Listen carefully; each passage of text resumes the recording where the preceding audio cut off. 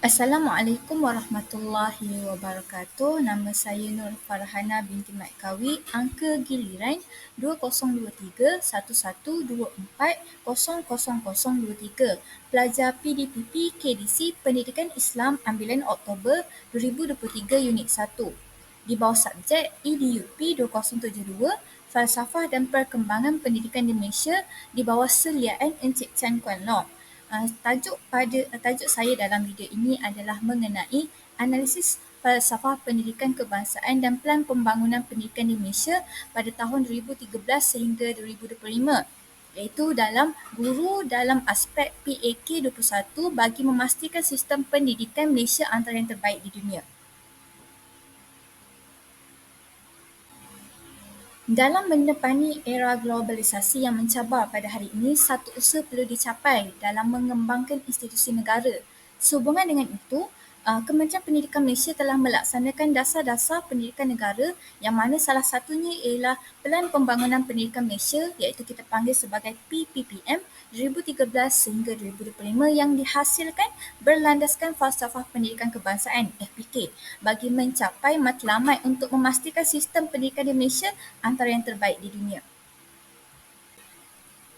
Ada 3 objektif yang saya tekankan di sini ialah yang pertama, mengenal pasti konsep falsafah pendidikan kebangsaan. Yang kedua, meneliti konsep Pelan Pembangunan Pendidikan di Malaysia pada tahun 2013 sehingga 2025. Yang ketiga, menganalisis perkaitan falsafah pendidikan kebangsaan FPK dan Pelan Pembangunan Pendidikan di Malaysia PPPM pada tahun 2013 sehingga 2025 bagi guru dalam aspek PAK 21.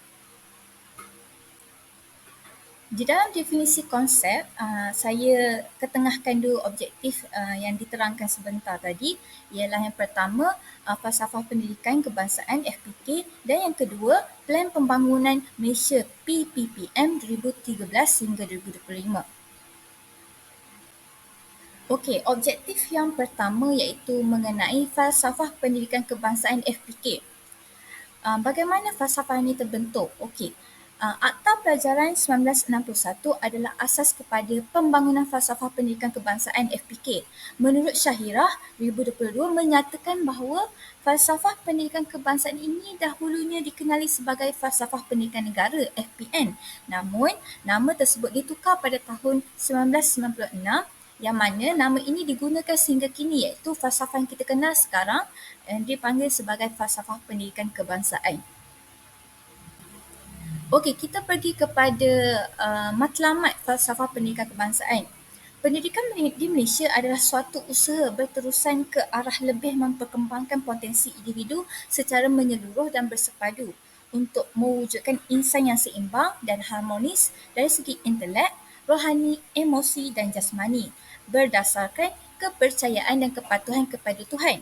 Usaha ini adalah bagi melahirkan warga negara Malaysia yang berilmu pengetahuan, berketerampilan, berakhlak mulia, bertanggungjawab dan berkeupayaan mencapai kesejahteraan diri serta memberi sumbangan terhadap keharmonian dan kemakmuran keluarga masyarakat.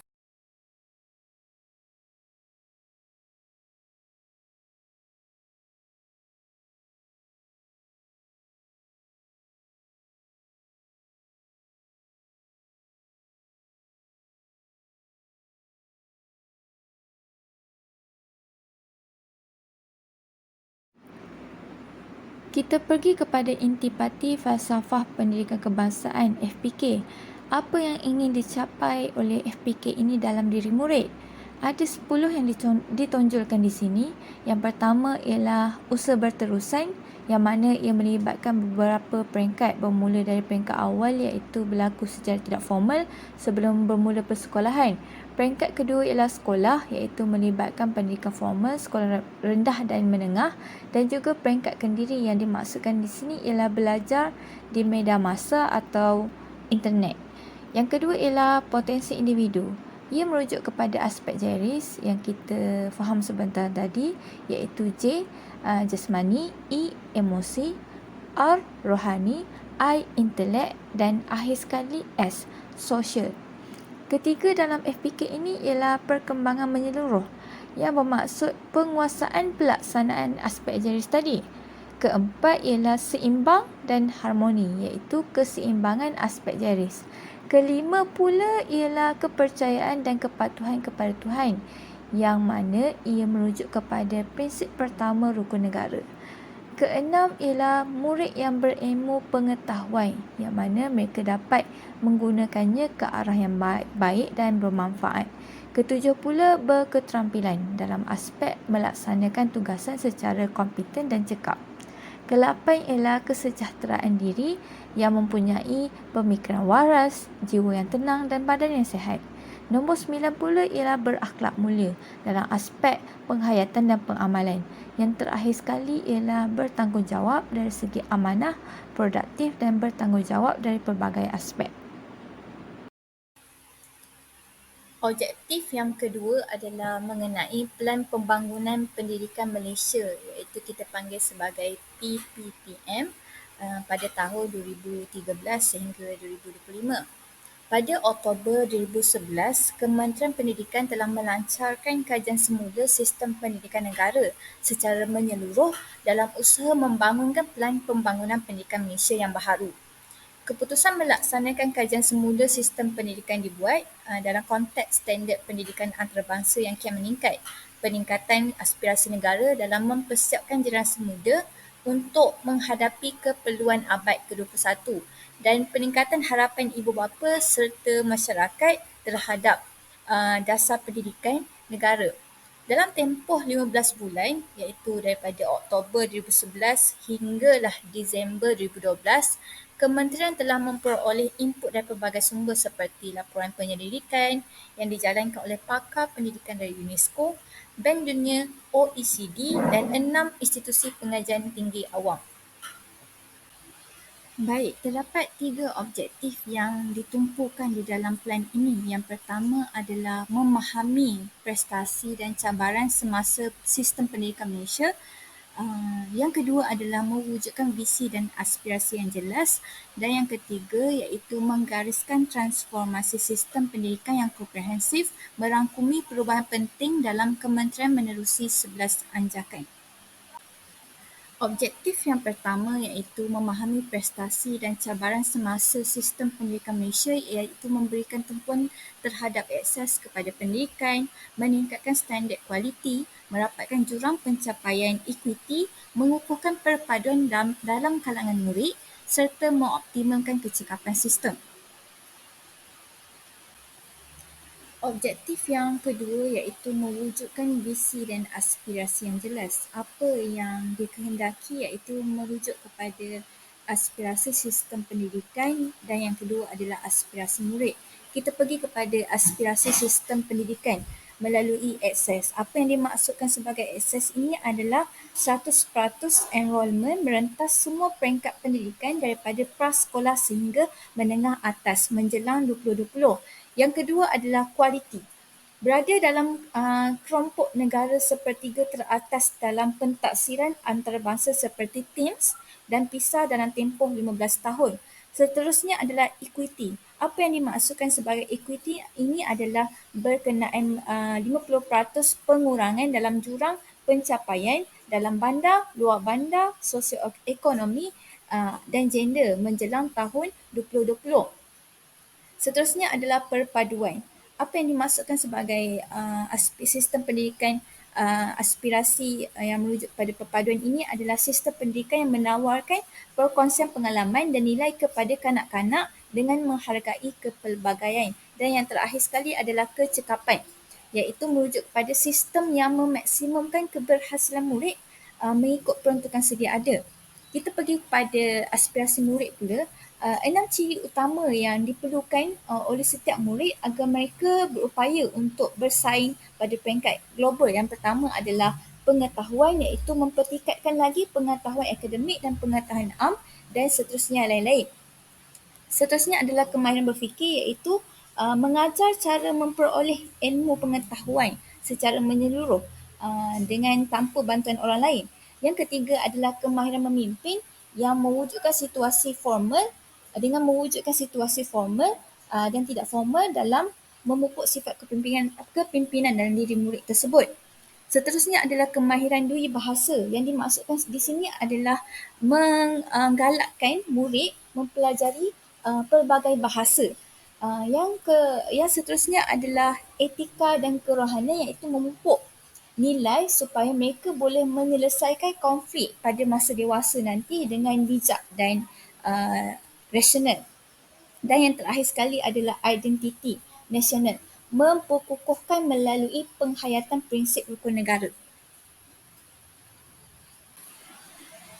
Objektif yang ketiga adalah mengenai 11 anjakan. Okey, apa itu anjakan yang diketengahkan di dalam pelan ini? Yang pertama adalah menyediakan kesamarataan akses kepada pendidikan berkualiti bertaraf antarabangsa. Yang kedua, memastikan setiap murid menguasai kemahiran dalam bahasa Malaysia dan bahasa Inggeris dan digalakkan mempelajari bahasa tambahan. Yang ketiga adalah untuk melahirkan rakyat yang menghayati nilai. Yang keempat adalah untuk mentransformasi profesi keguruan menjadi profesi pilihan. Yang seterusnya adalah yang kelima, iaitu memastikan kepimpinan berprestasi tinggi ditempatkan di setiap sekolah. Yang keenam iaitu mengupaya JPN, PPD dan sekolah untuk menyediakan penyelesaian khusus berasaskan keperluan bagi sekolah masing-masing. Yang ketujuh adalah memanfaatkan ICT bagi meningkatkan kualiti pembelajaran di Malaysia. Yang kedelapan adalah mentransformasi kebolehan dan keupayaan penyampaian kementerian. Yang kesembilan adalah bekerjasama dengan ibu bapa, komuniti dan sektor swasta secara meluas dalam aspek pembelajaran murid. Yang ke-10 adalah memaksimumkan keberhasilan murid bagi setiap ringgit. Yang ke-11 adalah meningkatkan ketulusan untuk kebertanggungjawatan awam secara langsung.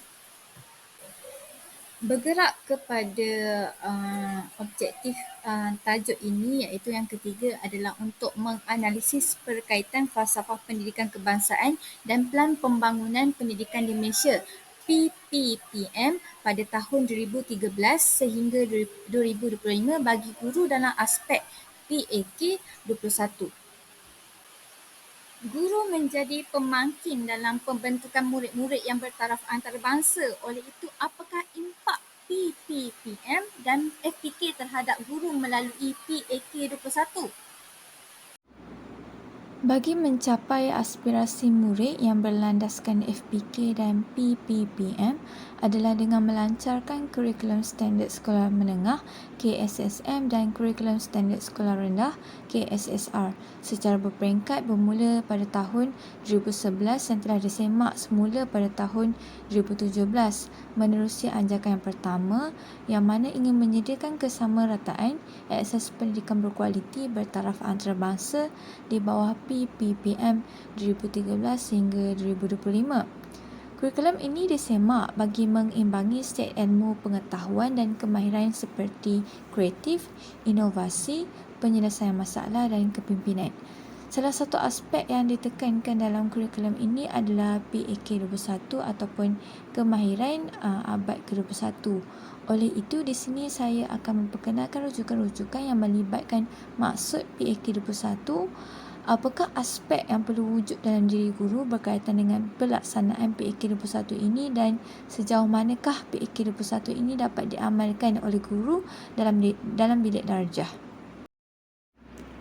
Kita pergi dahulu kepada pengenalan PAK 21 ini. Apakah yang dimaksudkan dengan PAK 21?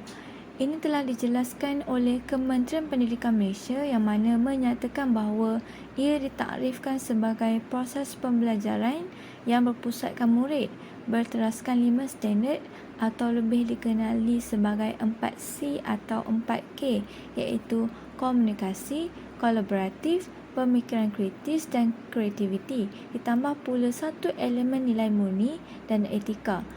Inti utama PAK 21 ini ialah orientasi proses pembelajaran yang lebih berfokus kepada pelajar berbanding guru. Dalam PAK 21 ini, guru bertindak sebagai pemudah cara yang menggalakkan penyertaan aktif pelajar di dalam kelas. Jika kita lihat dengan lebih lanjut lagi, KSSR dan KSSM ini telah memasukkan secara eksplisit PAK21 dalam aspek kemahiran abad ke-21 dan kemahiran berfikir aras tinggi KBITE. Pelaksanaan dan kemasukan kemahiran ini sebenarnya secara tak langsung melahirkan individu yang bercirikan jeris sebagaimana yang dituntut di dalam FPK dan aspirasi murid dalam PPPM. Oleh itu, guru perlu mempraktikkan pelaksanaan PAK21 ini dengan memfokuskan pembelajaran berasaskan inquiry dan pembelajaran berasaskan projek supaya murid dapat menyesuaikan kemahiran ini dalam abad ke-21 yang serba mencabar. Seperti mana yang saya sebutkan sebentar tadi, PAK21 ini mempunyai 5 elemen atau standard, iaitu pertama dari segi komunikasi, kedua kolaboratif, ketiga pemikiran kritis, keempat kreativiti dan yang kelima nilai murni dan etika. Baik, mari kita lihat satu persatu maksud elemen atau standard ini. Pertama iaitu komunikasi. Perkara yang ingin dicapai di dalam elemen ini adalah murid dapat menyampaikan pendapat terhadap sesuatu perkara dan guru menjadi pemantau dan pemurni pendapat murid tersebut.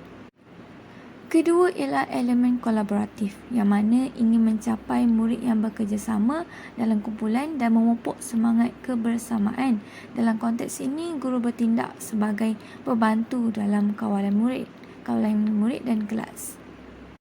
Ini sebenarnya selaras dengan FPK dalam aspek kebertanggungjawapan dan PPPM dalam aspek kemahiran memimpin. Dari segi pemikiran kritis pula merujuk ke arah mendidik murid untuk meneroka dalam aspek pemikiran bagi menilai sesuatu perkara secara logik dan rasional sesuai dengan konteks FPK iaitu kesejahteraan diri dan PPPM dalam mencapai murid yang mempunyai kemahiran berfikir. Kreativiti pula adalah untuk mencapai murid yang mempunyai kebolehan penjanaan idea dalam penghasilan produk, aktiviti atau projek. Di sini guru perlu memainkan peranan dalam membina murid yang bersifat terbuka, pemikiran membina, berani mengambil risiko dan berpandangan jauh. Akhir sekali iaitu nilai murni dan etika, yang mana menuntut murid yang mengamalkan nilai murni serta etika secara langsung atau tidak sama ada di sekolah atau luar sekolah. Selaras dengan FPK yang mana ingin mencapai murid yang berakhlak mulia dalam aspek pelaksanaan dan penghayatan. Begitu juga dengan PPPM yang menuntut murid mempunyai etika dan kerohanian. Jika kita lebih mendalami lagi, PAK21 ini sebenarnya telah merangkumi pelbagai capaian target yang berada dalam FPK dan PPPM. Oleh itu, apakah aspek yang diperlukan dalam diri guru untuk menjayakan PAK21 ini? Setelah kita faham dan jelas akan konsep PAK21 ini, kita lihat pula aspek yang perlu ada dalam diri guru bagi melaksanakan PAK21. Di dalam kajian berkenaan dengan sistematik pengajaran abad ke-21, PAK21, dalam kalangan guru pendidikan Islam GPI menyatakan bahawa PAK21 ini merupakan pendekatan yang sejajar dengan era globalisasi dalam melahirkan generasi yang kompeten dan berkemahiran. Kajian ini mengetengahkan 5 kemahiran utama iaitu kemahiran abad ke-21, kemahiran berfikir aras tinggi KBITE, kemahiran kolaborasi, kemahiran komunikasi dan kemahiran kreativiti. Kemahiran-kemahiran ini sebenarnya telah diterangkan di dalam dokumen standard kurikulum dan pentaksiran di SKP. Kita rujuk satu persatu 5 kemahiran ini. Pertama adalah kemahiran abad ke-21. Guru perlu mahir dalam membina murid sebagai individu yang berdaya tahan, mahir berkomunikasi, menjadi seorang pemikir, kerja berpasukan, bersifat ingin tahu, berprinsip, bermaklumat, penyayang atau prihatin dan akhir sekali patriotik. Kemahiran berfikir aras tinggi pula atau kita panggil sebagai KBITE pula adalah supaya guru dapat merangsang pemikiran berstruktur dan berfokus dalam diri murid. dalam pengajaran dan pembelajaran di bilik darjah dari segi mengaplikasi, menganalisis, menilai dan akhir sekali mencipta. Kemahiran kolaborasi ini seperti yang telah dijelaskan sebelum ini iaitu supaya guru dapat mendidik murid bekerjasama dalam pasukan. Kemahiran komunikasi ini pula adalah untuk guru mendidik murid berani memberi pandangan. Seterusnya, kemahiran kreativiti pula guru dapat mendidik murid mampu menghasilkan sesuatu yang baru yang lain daripada kelaziman. Oleh itu, dalam menghasilkan keberkesanan kemahiran PAK 21 ini, guru perlu mempunyai 3 aspek iaitu kesediaan, amalan dan keberkesanan. Apa yang dimaksudkan dengan kesediaan? Guru perlu mempunyai pengetahuan yang cukup bagi subjek yang diajar, mempunyai kemahiran dan aspek pengajaran dalam bilik darjah dan juga sikap dalam melaksanakan tugasan mengajar ini. Amalan pula, guru perlu mengamalkan kemahiran PAK 21 ini dalam pengajaran dan akhir sekali adalah keberkesanan dalam melihat hasil yang diperoleh daripada penggunaan kemahiran PAK 21 ini sama ada berkesan atau tidak. Kita lihat pula sejauh manakah PAK 21 ini dapat diamalkan oleh guru dalam bilik darjah. Di dalam kajian mengenai amalan dan cabaran pelaksanaan pembelajaran abad ke-21 ini menjelaskan bahawa PPPM telah menggariskan panduan dan matlamat yang perlu dicapai pendidikan Malaysia dalam reformasi kurikulum standard sekolah rendah KSSR sejak 2011 lagi dan telah ditambah baik dengan KSSR semakan bermula tahun 2017. Berikutan dengan itu, guru perlu mengambil inisiatif dalam pembangunan kendiri bagi meningkatkan pengetahuan PAK 21 seperti mana yang telah dinyatakan dalam PPPM. Namun, adakah pelaksanaan ini berjaya? Kajian ini telah menunjukkan dan menyenaraikan 2 peringkat kemahiran guru iaitu pertama dari segi kefahaman. Jika dilihat di sini, guru mempunyai pemahaman yang sangat tinggi dalam konsep PAK 21 ini, namun peringkat kedua menunjukkan dari segi pelaksanaan yang tidak mencapai target yang maksimum. Hal ini adalah kerana berlaku kekurangan kemudahan atau fasiliti di sekolah, kekalangan masa dan juga pengetahuan. Oleh itu, ada beberapa cadangan telah diusulkan di sini iaitu pertama, supaya kemudahan ditambah baik dari segi teknologi, peruntukan dan lain-lain. Kedua ialah mengadakan kursus pembangunan profesionalisme kepada semua guru secara sama rata, tidak kira guru luar bandar atau dalam bandar. Akhir sekali adalah meringankan bebanan tugas selain mengajar. Seperti mana kita faham bahawa selain mengajar, guru juga terlibat dengan tugasan lain. Jika diringankan tugasan sebegini, diharapkan supaya guru dapat lebih menumpukan kerja hakiki mereka iaitu mengajar.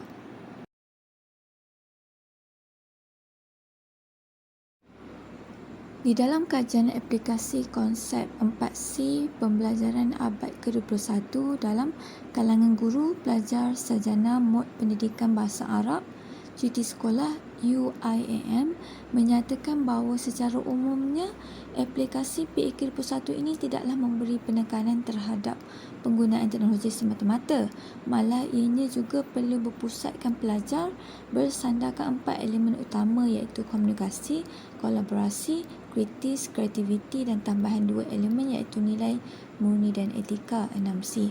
Kerangka PAK 21 ini melibatkan 3 aspek utama iaitu kurikulum, pedagogi dan penaksiran yang bertujuan untuk menghasilkan kemenjadian murid selaras dengan FPK dan PPM. Manakala model PDPC yang berkaitan dengan aplikasi PAK 21 ini merujuk kepada pedagogi yang dilaksanakan. Apa yang dapat difahami di sini bahawa dalam kemahiran PAK 21 ini merangkumi atau wujud 3 perkara iaitu kurikulum, pedagogi dan penaksiran. Namun untuk guru mengaplikasikan PAK 21 ini adalah melalui pedagogi. Jika kita lihat kesimpulan dalam kajian ini, didapati bahawa ia sama dengan kajian sebelum ini, iaitu guru mempunyai pengetahuan tentang aplikasi PAK 21. Namun, untuk mengaplikasikan konsep 4C abad ke-21 ini dalam pengajaran guru perlu ditambah baik lagi. Oleh itu, ada dua cadangan yang diusulkan. Yang pertama ialah dari aspek keperluan sokongan dan latihan aplikasi PK21 yang berkesan. Mungkin mengadakan kursus atau penyediaan fasiliti dan sebagainya.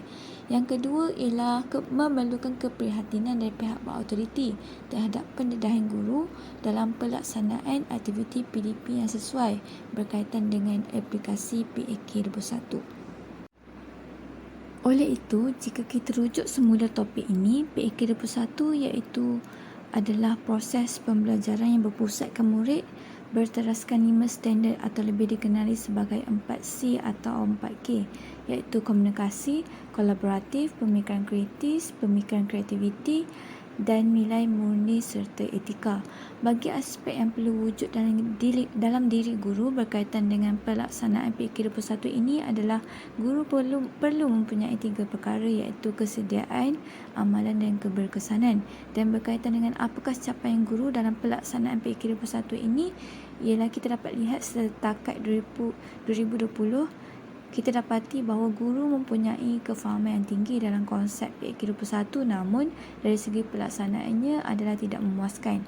Berdasarkan kajian-kajian ini, perkara yang dapat dilihat ialah dalam konteks berkaitan antara FPK dan PPPN 2013 sehingga 2015 ini banyak, namun di dalam analisis ini hanya menumpukan kualiti pengajaran dan pembelajaran melalui PK21 sahaja.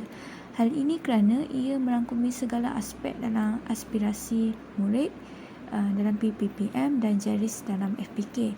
Bagi melahirkan murid yang berkemahiran tinggi bertaraf antarabangsa, memerlukan guru sebagai pembimbing, dan guru yang menjadi pembimbing pula perlu mempersiapkan diri dalam menjaga kualiti pengajaran dan pembelajaran. Sekian sahaja daripada saya. Terima kasih.